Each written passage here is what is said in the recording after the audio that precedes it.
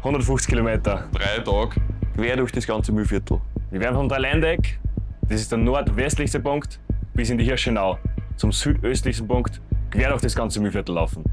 Ziel ist es, dass wir Spenden sammeln für den Stefan, für den Raphael und für den Julian. Das ist der Stefan. Der Entwicklungsstand ist von einem Neugeborenen. Wo er mit seinen 4 Jahren, was jetzt mittlerweile ist, nicht sitzen, nicht gehen, nicht reden kann. Ja, der Raphael ist 5 Jahre, weil er durch sein Syndrom, das Billerowski-Björnsen-Syndrom, einfach gar nicht reden kann. Beziehungsweise er sagt 5 Wörter und dann steht's. Der Julian, das ist ein sehr lebensfroher, lustiger, tapferes Kind. Die CF, das ist eine zystische Fibrose oder auch Mukoviszidose genannt in Deutschland. Das ist eine seltene Stoffwechselerkrankung, was leider unheilbar ist. Jeder, der das Herz am rechten Fleck hat und motiviert ist, kann das gerne ein Stück begleiten. Jeder Kilometer zählt.